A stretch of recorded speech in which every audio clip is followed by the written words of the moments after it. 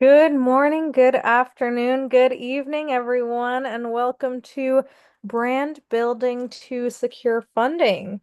My name is Michelle Eisenberg, and I am a program assistant at the Nasdaq Entrepreneurial Center. And for those of you who may not know, the Nasdaq Center is a nonprofit improving access and knowledge in entrepreneurship to advance economic progress for all. And so, as you will see in the chat in just a moment, the NASDAQ Center provides programs, resources, and exceptional mentorship to help entrepreneurs fuel prosperity no matter where their journey begins. So, definitely be sure to check out those links and resources shared in the chat. We're going to launch a few polls here just to step back, take a temperature gauge on how everyone is doing today. And we use this information to guide the programs we provide for this global community of entrepreneurs. And so, if there are any specific topics or challenges you would like us to create resources for, definitely feel free to share those in the chat. Awesome. And just a couple of housekeeping notes before we get started. First, let us know where you are dialing in from by dropping it in the chat. We'd love to see where everyone is joining us for our time together today.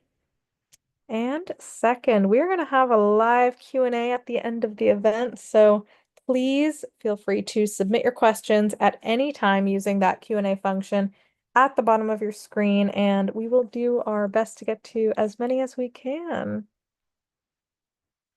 Now, while you are answering these polls, I'd like to just take a moment and recognize the incredible support of our corporate partners. The work that we do at the NASDAQ Entrepreneurial Center would not be possible without the generosity and belief of our corporate partners, including NASDAQ, Wells Fargo, JP Morgan Chase, KPMG, Walmart, the Asia Innovation Hub, Wilson Sonsini, the Narit Foundation, and BPM. We are deeply grateful for their partnership, and we hope you will join us in sharing that appreciation.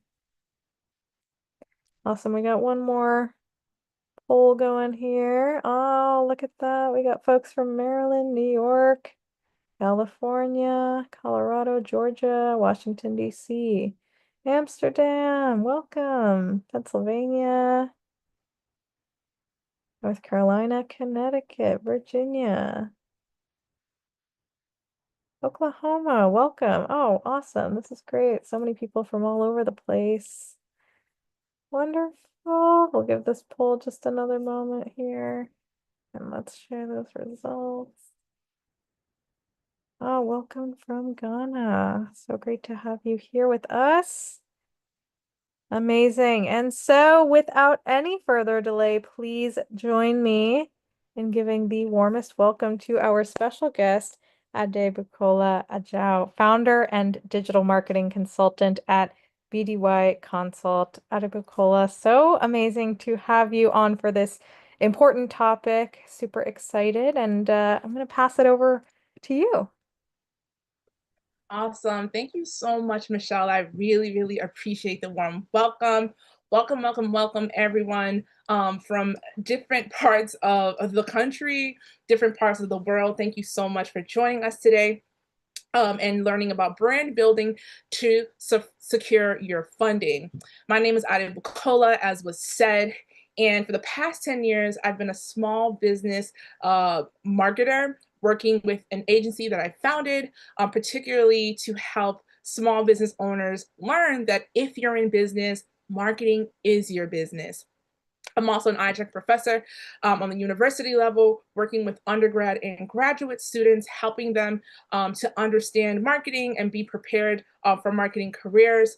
I teach particularly digital marketing 101, social media, and brand implementation. Additionally to all of that, I started a platform, which we'll talk about a bit more during the presentation, called For All Things Digital. I'm a small business advocate there. And we, just like the center, are a open source resource platform completely free. And we help small business owners, particularly from disadvantaged communities, get access to marketing knowledge, funding resources, as well as overall business resources. Before I became a marketer, I was a published writer. Writing is my first love. And again, we'll talk about that a little bit more during this presentation, because I think part of the work that I've done with this framework that I'm going to show you is really bringing all of my love of things together at an intersection. So without further ado, we're going to jump right in. Again, you all are here to talk about branding and funding. And there are four ways to fund a business. We consider these things equity financing, non-dilutive financing, self-funded, or non-traditional. So just really quickly, equity financing is really about, it really involves selling ownership stake in your company in exchange for capital, right? So this is venture capital, angel investment, and these are types of fundings that are oftentimes available to startup companies, right? And then we go into non-dilutive funding, and this is the type of financing that provides capital without requiring the sale of equity, right? So people often mistake non-dilutive funding as free money, but it's not. It's just that you don't have to give up ownership in your business. And this includes scholarships, this includes grants, which we'll focus on today. This includes government grants, nonprofit grants, private grants, loans, SBA loans, microloans, and CDFIs. And I wish we had time to really delve deep into each one of these. And then third, self-funded, which is probably the one you're most familiar with. This really refers to funding your business using your own money, your own generated profits from your existing business, or using your own money. I know many entrepreneurs who work 9 to 5, and whatever they make in their 9 to 5 is literally what they're using to fund their business. And if you can relate, drop a heart in the chat, because I can surely relate to that too. And then the last way that businesses are typically funded is through what we call non-traditional or alternative financing. Includes crowdfunding, donations if you're a nonprofit, and through friends and family. And before we start, there are so many ways that a business can be funded. For today's purposes, as I mentioned, we are focusing on grant funding as it's become a very popular method among businesses, particularly because it's non-dilutive, as I said, meaning that you don't have to give up ownership. And 99% of the time, you're not paying this money back. So we're going to focus on grants today. Yet, please know that today's content can be transferable to other types of funding. So the same rules and principles apply. But here's the thing. A very, very small percentage of businesses get any of those types of funding. Less than 3% of startups actually receive venture capital funding. Success rates for federal grants are between 5 and 20%. State and local grants, we're seeing success rates of about 25 to 50%. Foundation grants are ranging from 15 to 30. Same thing with corporate grants, because they're often tied to the corporation's goals. But even for professional funding seekers and grant writers like myself, we also are not experiencing super high levels of success. A successful grant writer will receive 50 to 60% of the funding that they seek, and an average writer will receive 15 to 20%. And if you're a BIPOC business or from a historically disadvantaged community, these stats are even worse, right? Due to the lack of resources. And this is not equitable. This is why, Dr. King's words are still, unfortunately, echoing through time, to say to a bootless man that he ought to lift himself by his own bootstraps. And I think a lot of businesses do that, but unfortunately, not all of us even have bootstraps. And that's why I appreciate what the center is doing to provide free resources for you all. It's also why I created For All Things Digital, which is a free small business resource platform, as I said, that provides small businesses who would otherwise not have access to marketing knowledge, to funding resources and business trends to help their business move forward. And speaking of marketing, in my 10 years as a small business marketer, I've literally watched dozens of hours worth of pitch competitions. I have written and judged more hours worth of grant proposals and applications. And I even started a private community called the Grant Winner Circle. And there are two things that I noticed. First, when we are talking about private grants, we are talking about marketing. Private organizations typically offer funding because they too use it as a marketing tool, whether to show how charitable they are or to fulfill a specific business goal of the company. Secondly, businesses that are most successful at winning grants or winning funding, any type of funding, they've mastered their brand storytelling. It is the most singular thread of similarity that I've noticed between people who win grants. Hence why I created this framework called Brand Before Bucks. So really quickly, just quick disclaimer, we talk about brand before bucks. We're not just talking about brand elements like a name or the design or a logo necessarily. We're talking about brand messaging. This includes your mission, your vision, your unique value proposition, so on and so forth. So it's really about what is the purpose of your business? Why does your business exist? How do you differentiate from your competitors and who you are intrinsically? All right. Okay, here we go. This is the Brand Before Bucks fund method. Foundation, unifying your story, nurturing your community, and demonstrating impact. Let's start with foundation. This is all about defining your mission, your vision, your values, clarifying, how you differentiate. This is what we just discussed. And this really answers, who are you? Who do you serve? Why does it matter? And how do you stand out? Second is unifying your story. This is all about crafting your brand messaging that resonates and aligns with the values of the funder. Is your story clear? Is it memorable to funders and customers alike? The reality, and we'll get to this in a bit, the reality is that when you're asking for funding, you really want to make sure you're tying why you need the funding to the goals of the funder as well, and not just saying, here's my business, here's what we do, here's why we need it. It's like, well, here's how it can benefit the goals that you have for your company as well. So you really have to create a unifying story that includes all of those things. Third, nurturing your community, building engaged audiences online or offline, who advocate for your business, because funders notice traction. You would not imagine how many funders will literally look up your business and just do a quick Google search and read your business reviews. And that's why, as a small business marketer, I'm just so like, with my clients, like, please make sure you fix your reviews, or make sure that you actually have reviews. So when people are looking you up, they actually have something to reference, because you are highly mistaken if you don't think that funders look you up and do basic research, right? And nurturing your community really answers the questions of, do you have a loyal customer base, proving demand for your work, proving demand for your product, but also just proving demand for your whole entire company as a whole. And then lastly, demonstrating impact, right? So this is the numbers part of the game, but it's not just about showing the numbers, it's about how the numbers work within your business. So showing evidence of your business success and social proof, and answering the questions like, can you back up your story with results? Any business can tell. I again have written and read so many grants proposals or funding decks and things like that. And one thing I've noticed is, like, people love to talk about themselves, but it's just like, well, how do I know that this is true? You know what I mean? So having, demonstrating your impact and backing, what you're saying about your business up with evidence is extremely important.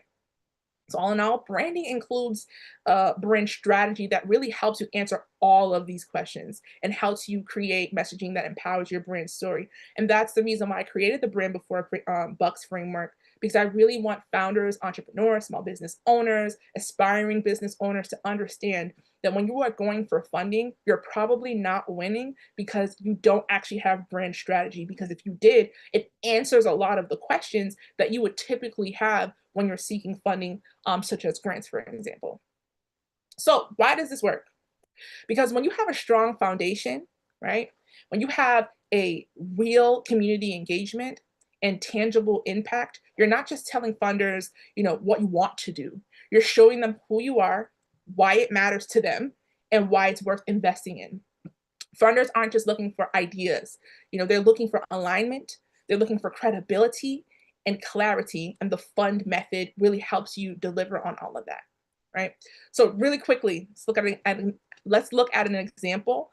Beyond the Spin Cycle is a fictitious company, and I'll tell you a little bit about it. They double as a laundromat by day and nightclub by night, turning a mundane chore into an unexpected source of entertainment. Founded by two creative entrepreneurs from LA, the brand was born from the belief that even the most overlooked spaces can still be centers of joy, can still be centers of connection and community. During the day, it's an aesthetically pleasing, welcoming space where locals wash their clothes while sipping coffee or catching up with their neighbors. And at night, the lights dim, the DJ spins, and the space transforms into a lively venue for open mics, live sets, and wash and wine nights. By infusing function with fun, Beyond the Spin Cycle creates a space where utility meets creativity and where letting your hair down is just as important as clean laundry.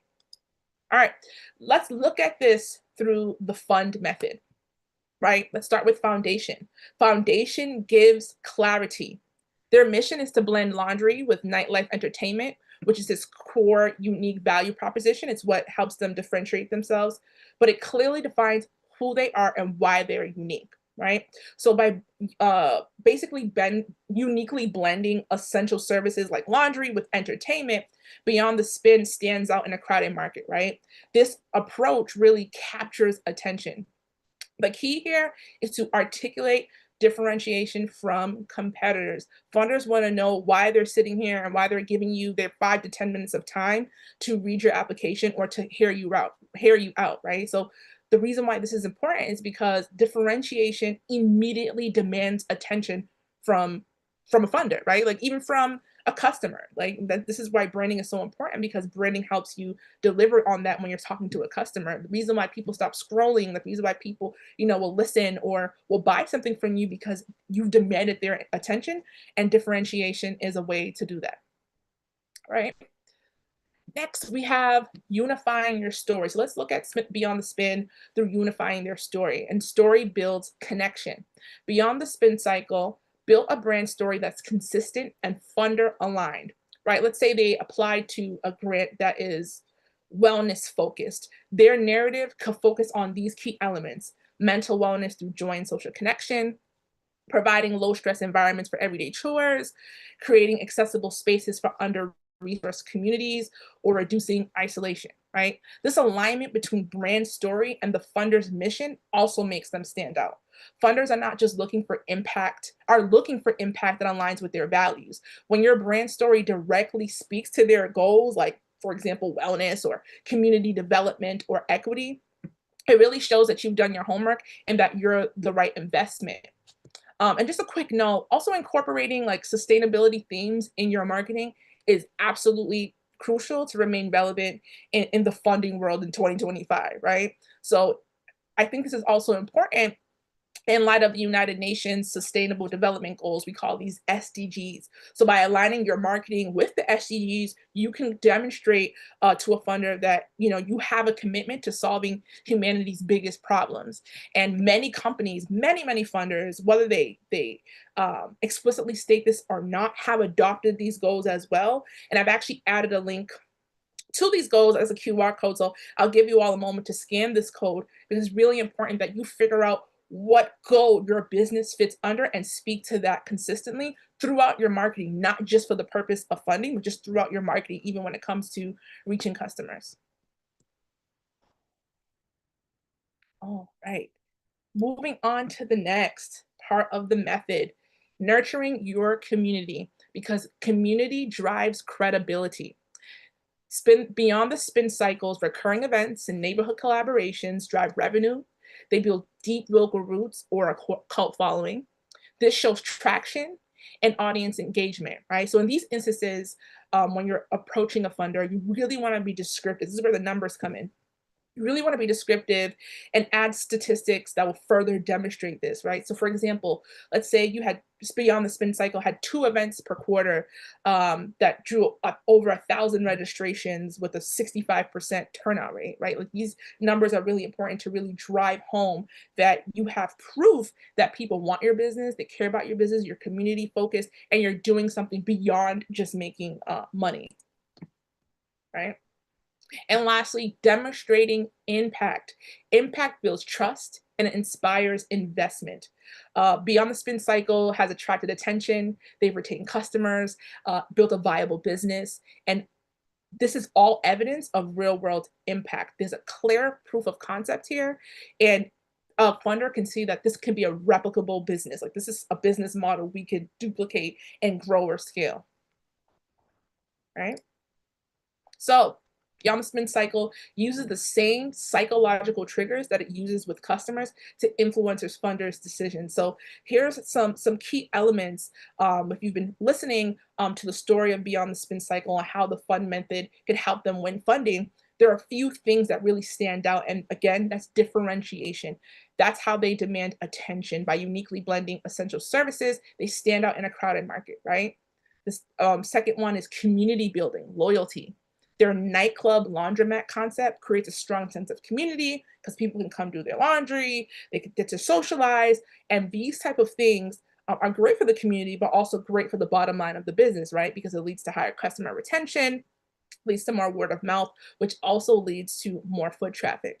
Another thing that a funder would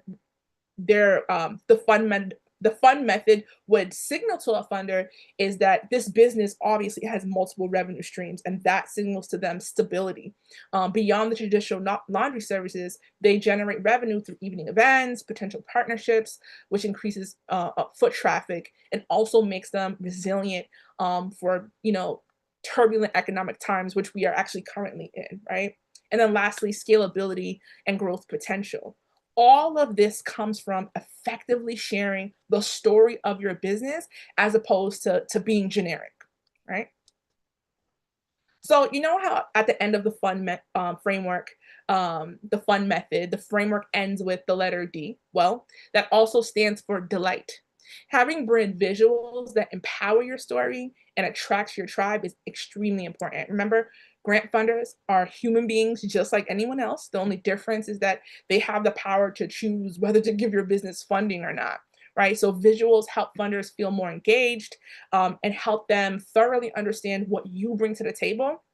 And that makes and I think that's really important to make your grant or pitch deck more visually and appealing.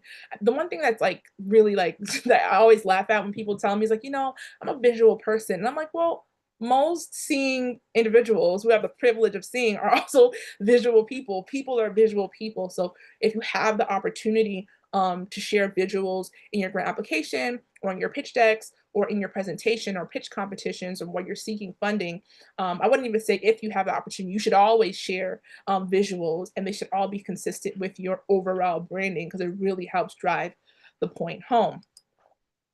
So just to bring it all home again, this is the fund method. Whether you're applying for grant, pitching to investors, or just trying to grow your audience, these 4 steps position your brand to be clear, to be compelling, and to be fundable. Being rooted in purpose, consistent in your message, engage with your people, and being able to show real impact of what you do, that's what gets businesses funded. And I know this because through For All Things Digital, the platform that I started, as we mentioned, I've helped many businesses in our community not only get access, but put together a stellar application or pitches to get funding. And as I mentioned earlier, I started my career as a published writer for pop and Black culture media.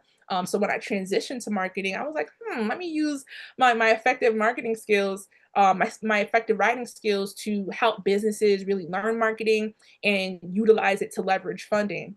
I think the funding part came a bit later because once business owners learned that marketing was important and that no longer became a dispute, the biggest question I would get asked is, okay, well, how do I fund this all, right? And we all know that marketing is a pay to play environment.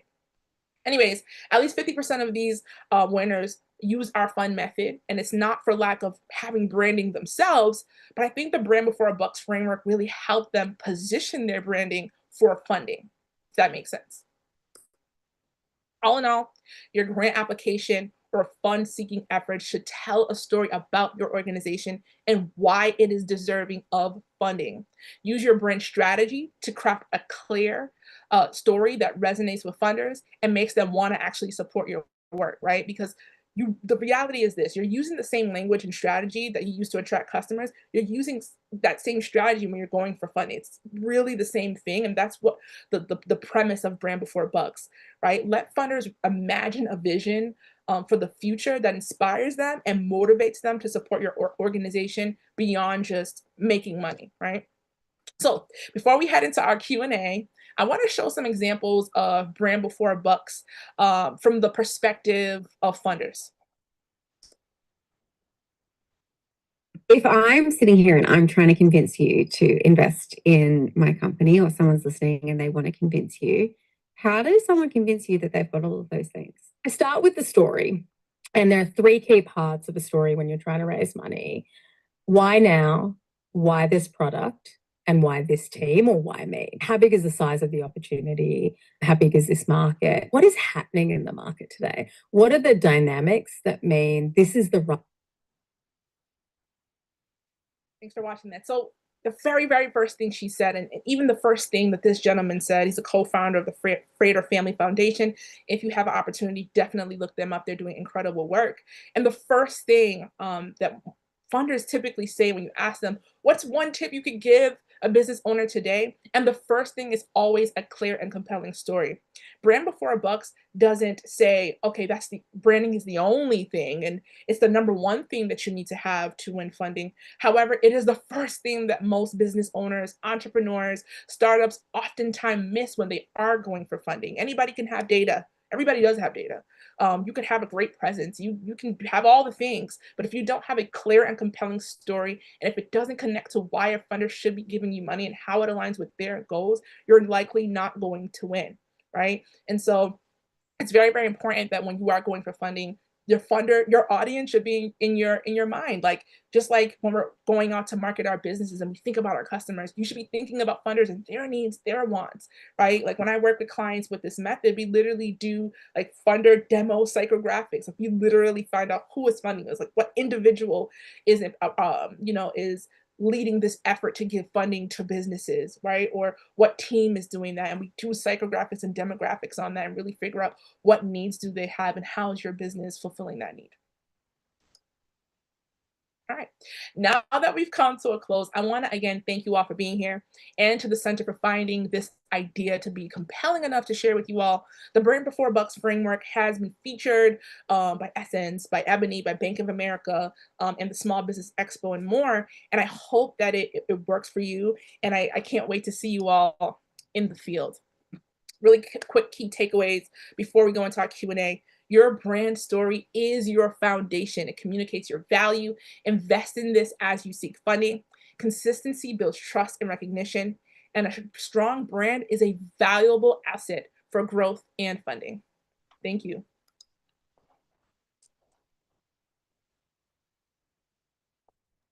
Amazing, Adebukola. Thank you so much. What an incredible overview and just, simple, considerations for entrepreneurs that are navigating this process, especially for the first time. Amazing. So for the audience, we're going to launch into live Q&A right now. So if you have any questions, please drop them in that Q&A box. We'll try to get to as many as we can. And just to start out, I see we have a question here, and you talked a lot about like community and the role that ecosystem building kind of plays uh in the process of amplifying your brand for funding opportunities. We have somebody, asking, and I know we have a lot of folks that are this would relate to, that are very digital based. And so if your business is primarily online, how are you kind of, you know, measuring community loyalty and communicating that? I mean, definitely, analytics. Tamika, thank you for asking this question. I definitely think analytics is important, but I think funders are looking for something more intrinsic, like what they have to say, because analytics only says so much. Okay, you got 1,000 likes on this. That doesn't mean anything, right? This is social media. People like and keep pushing, but I would rather, you could share the analytics, but also back that up. But what do people say about your business? User generated content. Typically, when customers love a business, they'll make their own content about a business. They'll share things. So I actually would put any comments that they have, reviews, how you've transformed a business. And that's why I think it's incredibly important to survey your customers often. So that way you already have this information, and it doesn't feel like, oh my God, now I have to figure out how to get this information from my customers. Like you already have that because you're already surveying them. I have all of my clients survey their clients survey their own clients or customers at least once a quarter, so they have those actual real feedback. And they oftentimes ask, we ask those clients or customers, is it okay if we can share this, with funders and things of that nature. Yeah, amazing. And that's a common thing we hear from marketing experts, talk to your customers, hear what they have to say, let them tell you what they need, what they want. So that's fantastic. We have another question here, and I know, there's kind of a few variations of this question.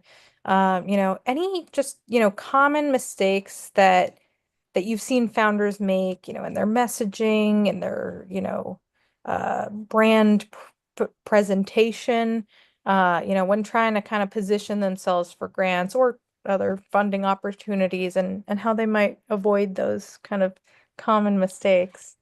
Yeah, I've seen tons of mistakes. And I also want people to know that all of the businesses, like I said, I have a grant winner circle, and every business is just so different. And you just ask yourself, like, wow, how did you get that? And how did you get that? And like I said, Brand Before Bucks really says there's one thing that's a similar thread, which is the branding. So being able to clearly articulate how you differentiate from your competitors.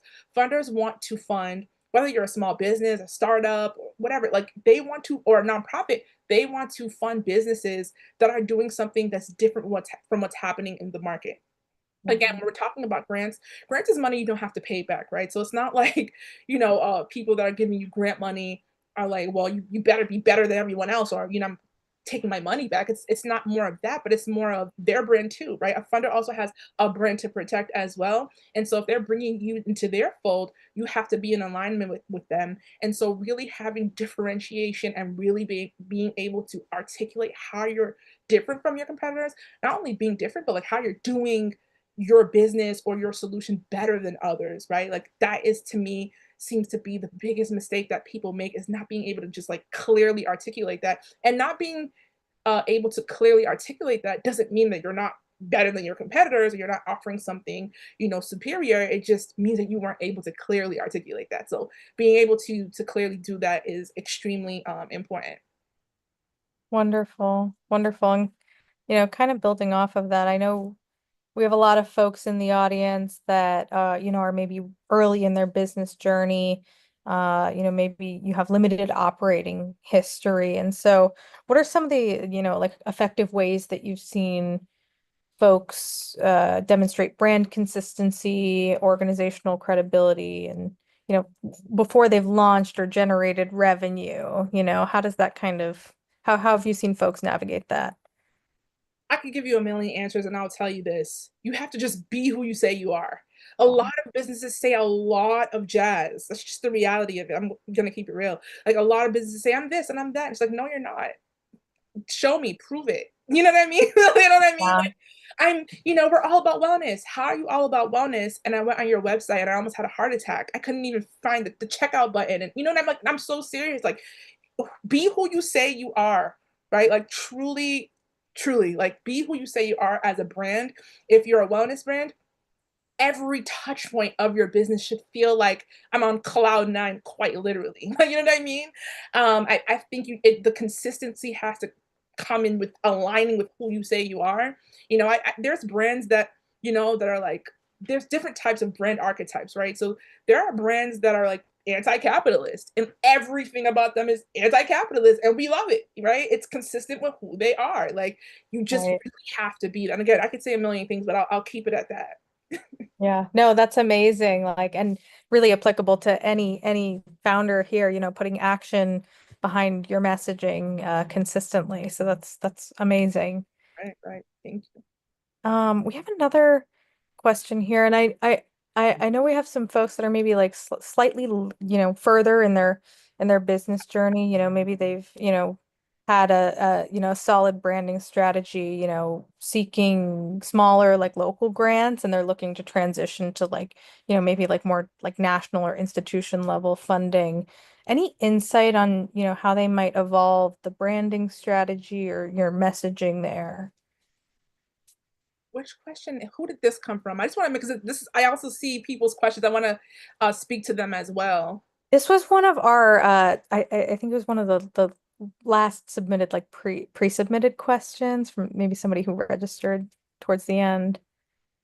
Okay, let me go back. Can you please repeat it again? Sorry, I was reading the questions and I thought I was here. So Yeah. Yeah. So, for folks that are maybe slightly later in their business journey and have had success, seeking smaller like local grants, okay. and they're maybe looking to, now transition and seek, larger like national institution level funding. How might they, how have you potentially seen folks navigate that in terms of potentially evolving their branding strategy or messaging? As they're kind of looking for those larger funding opportunities? Are there different things that those funders are looking for, or do those conversations function differently? So that really comes down to what they want. At the end of the day, there's two things a brand does. You either are being consistent and reinforcing who you are as a brand, or you're evolving. And so it's up to them. If you want to evolve, then you have to use, for example, you just said they won local grants. They've already had a track record of winning. Now you're using that as proof. So you're actually in a really good place. You're using that as proof, and you're also saying, but we're evolving and we're doing this better. But if you are reinforcing who you are, then you already have that proof and you should use that to your advantage. I actually every single one of my clients, I don't care if you're selling, if you have a lemonade stand, we do something at the end of the year called an impact report. And I know that's mostly a nonprofit tool. I know like small businesses don't necessarily do that, but if you're a grant or fund seeking business, you should have a bare minimum 10-page impact report about how funding that you received helped your business, even if it's your own funding, right? If it's bootstrap money, right? How did the funding help your business? What did your business do this year? What were some of the wins? What were some of the challenges? And what do you need help with in the future? Like, I've helped businesses win funding with just that alone. We didn't apply for anything. We didn't go through, any pitch competitions. We just went to a funder and said, hey, like, we need help. And the funder was like, this is incredible. We've never seen a business do this. So it's a little secret. Like literally treat your business like a business. You're here, you're Oh, putting everything into this business. Create that impact report and share this with funders, so that you can keep them abreast. Also, you never know what opportunities might come across their desk that you're eligible for. absolutely. Wonderful. I see a question in here that I think is really great. And I think, a lot of, especially for early stage founders, there's like a lot of trial and error, kind of, using the information that you have and making your best guess. And so, for those folks who, maybe put a strategy into place and it doesn't go the way that they planned, any insight in just kind of like bouncing back, regaining that momentum.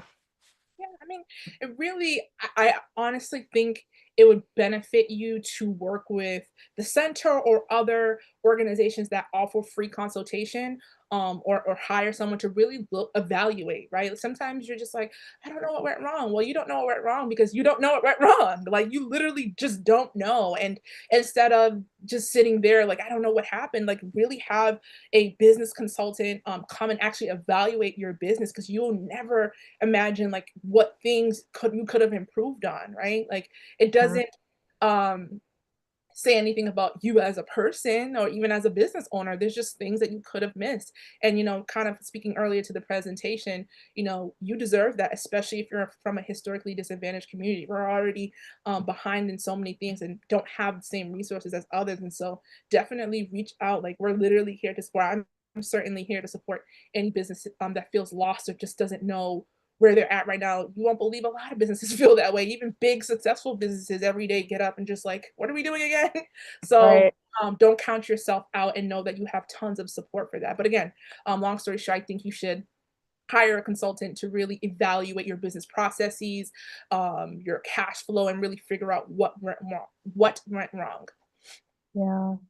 Yeah. Wonderful insight. Yeah. Kind of, going straight to the source, but also tapping into those resources and community that are available to you. Wonderful. Let's see. Got a couple other questions here. Um, so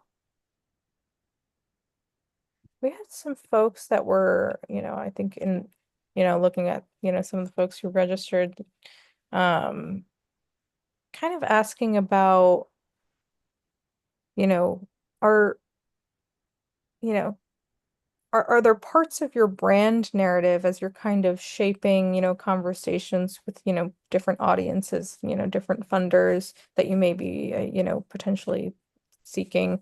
Um, are there any, aspects of that brand narrative that don't really belong in like those kinds of funding conversations, like oversteps to avoid?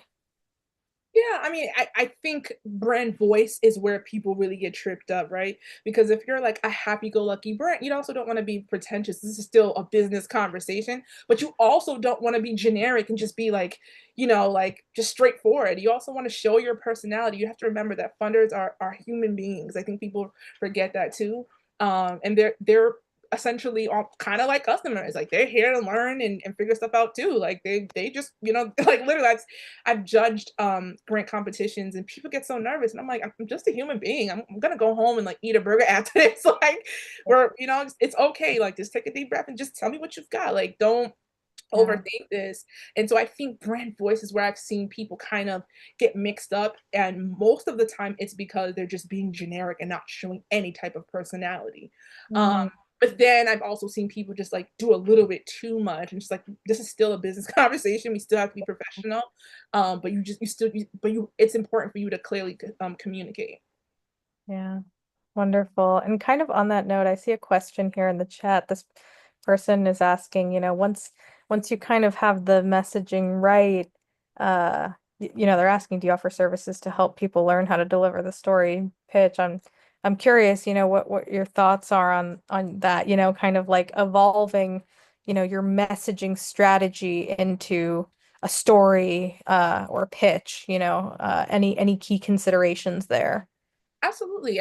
I've been asking if do I offer those type of services? That's that what the question? Yeah, I think they're asking if you offer that kind of service, but are also just curious to know how that would Yeah, work. I not only that I offer that service, it's automatically included with every single founder or entrepreneur we work with, every business we work with. When we're working on their branding strategy, if you're booking me for branding and brand messaging, we automatically do that because we know that you're looking for funding. Like small businesses need money right now. I mean, unless you've got it, give me some. But unless you've got it, and you don't need help. Um, it's just the fund method is something we automatically use. So we have brand strategy demographics, all the things for customers, but then we also do it for funders as well. That just automatically comes with the work that my agency does in particularly. Just because we just see the interest and the popularity of funding today. Yeah, amazing. Yeah. And we got some, I think we'll get those links back up at some point to connect. Oh, we have add you on LinkedIn. So yeah, connect with Adebukola and definitely reach out if you want to connect there. Um Another question that we had, and this is a common concern that we hear from entrepreneurs, like in various, communication situations where it's like, I don't want to come off too salesy or like a marketing brochure.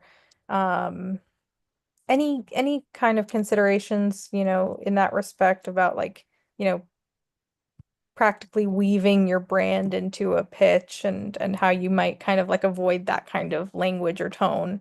Yeah, for sure. And this is why you tell a story. And I think the word brand story and storytelling is so overused. That's why you feel like it's salesy. But the salesy part is the salesy part. The story is a story and people resonate. Like as human beings, and this is the reason why in like grade school, teachers like taught us in story formats because story is what helps our brain it's just human nature. It's what helps our brain make sense of the information we're being told. And so, um, I hate salesy stuff. I think we most do. But I think, formatting it into a story really helps you and the funder feel comfortable digesting the story and you telling it because you're telling it from a story format. I mean, and when I say tell a story, I mean literally tell a story. Ask a funder, imagine this. Do you remember when you were a kid and you did this? Well, I created a solution for that. Do you remember when you went to the mall and you couldn't find your key on like literally allow them to literally see it. You have to paint that picture. And I think it's incredibly important because funders are typically really busy. And I'll tell you a little bit about the funding process. And many people in the chat and who joined are also professional in this. I'm seeing some folks here, so thank you for joining.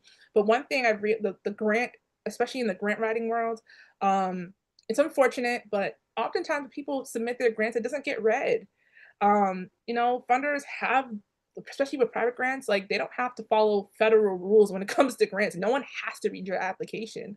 And I've seen people's applications get tossed out before they could really have the chance to get fully read. And so really being captivating at the on the onset is really important because you just never really know if your application is being read or not. And the people's applications that I've seen get read are those who are compelling, started with the story. Like that's just again the similar thing, the similar thread that I've seen. Yeah, really amazing. Wonderful. We have another question here. And this is kind of, I think for folks that are thinking long term as it, pertains to this kind of process. How often do you think founders should kind of like revisit or evolve their brand as they're like preparing for new funding? Well, again, a brand is you're doing two things with a brand. You're either reinforcing your brand or you're evolving. And I don't think your brand necessarily needs to evolve. Like, it would Well, really be hard for me to just say generically. I think you just need to be consistent and maybe tell the story differently to different funders, right? Like if you're talking to someone on the wellness world, like you're not going to say the same thing to them if it's just a regular business grant or if it's a food grant or if it's a community. Like everything is different. And so again, you can't be generic. You really want to align each funding opportunity to the funder itself, but it starts at the core of having that brand, that fund method. It starts there, that's the core, and then you can, edit it and ensure that it pertains to a particular funder. So as a brand, your brand is the core, right? It's like yeah. sometimes when you evolve a brand, it can become something completely different. That's not the core of who you are. Like your branding is not something that changes. And again, we're not talking about logos and designs here. You could change that every year if you want it's your business. But like the core of why this business exists, Yeah. serve, and the story you tell about that, that doesn't change unless you're starting a new business. And that's fine too. You want to start a new business, start a new business. Um, but I'd be careful about evolving. I just want you to ensure that it pertains to the funder that you're applying to, the funding that you're applying to. Yeah. Amazing. Yeah, kind of, thinking about it as this like foundational bedrock for all of these other moving parts that work to move you towards that funding that you're looking for. Amazing. I know we get, questions like this a lot too, about like, for founders that maybe have like relevant lived experience as it pertains to their business, like what role does founder identity or what role should founder identity play in, a compelling brand narrative for funders? Hmm, that's a really good question. Who asked that? That's awesome. I love that question. Um, it can be tricky, right? Because the reality is this, I think sometimes when it comes to brand storytelling, business owners oftentimes make themselves the hero. And funders, I wouldn't say funders. I think as a marketer, that's a big red flag for me. Your customer should be the hero. You should be like the mentor to your customer and you're here to offer them a solution. You want them to feel empowered that they made a solution for their lives. They spent money with you, not the other way around. So how are you the hero here? You know what I'm saying? They are the hero in their own lives and you offer them a solution to a problem that they have. And so I think when it comes to the narrative, if you started a business from a personal thing, I think it's important to speak to that. But then you also have to transition quickly in how you're creating that solution so other people don't have to. It can't be all about you. And I'm sure you all have seen business owners like that. And I just think it's such a big disadvantage because it's just like, and again, maybe it's just because I'm a marketer and I notice it often because I'm literally certified in brand storytelling. But I really, Yeah. really it's such a big red flag for me when business owners like plant themselves as the hero of their business. It's just like, no, you're not. Like I'm the one that spent my hard-earned money here. But again, when you're coming to Wow. funders, you definitely want to talk about yourself. At the end of the day, you want to show that you're credible, that you've done the work. Like I hope that that's quite obvious. But when it comes to this being the like having a solution for a problem, you really want to center your customer in that conversation, in my opinion, of the Yeah. market. other marketers might disagree, so Yeah. talk to others No, too. but that's a great perspective and, definitely something to consider there as, folks are going to want to like avoid things that might be a red flag for those conversations. Um, Wonderful. I think we might have time for one more question. And I just wanted to ask, for founders that are, just starting out, any, low lift yet high impact like brand or like messaging invest, that founders can make early on that will support, that visibility and funding potential that they'll eventually be seeking, like, put strategies to have in place, early on. Yeah, well, I always tell founder this, and again, don't take my word for it, but when people say like low lift, high impact, it's just like, well, you have to have one or the other. It's either you're gonna truly invest in yourself money wise, and then you can do the low lift because you can have somebody else do it, or you Mm. can save money and you can do the high lift, high impact yourself. Either way, you're investing something, whether you're investing money or your time. So you have to figure out which one you have. If you don't have money, then you have to invest the time to do this on your own. And the reality is that in today's world, businesses have more resources than ever before. I mean, if you're on this call right now, that means you found a resource and got here. And so use the center's incredible free resources.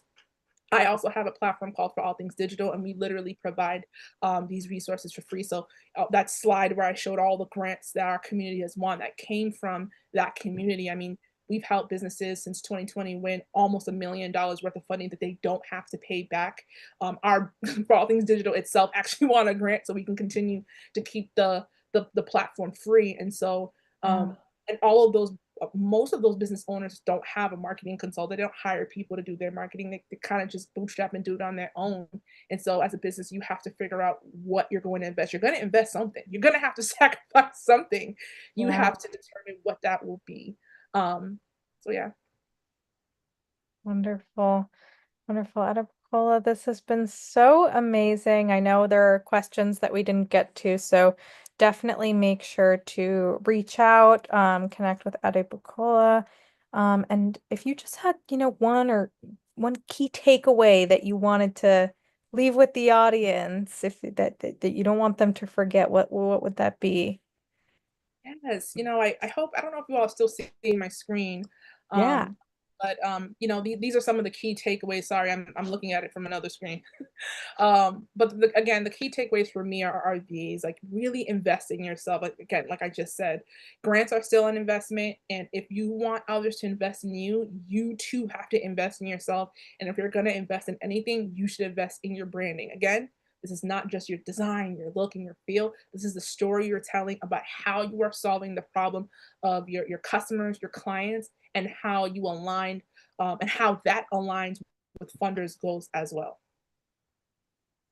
Amazing. Adebukola, thank you so much for taking the time to speak to this community, share all of these incredible insights, and just set such an amazing overview for this topic. And on behalf of the Nasdaq Center and everyone here today, we are just so thankful that you joined us.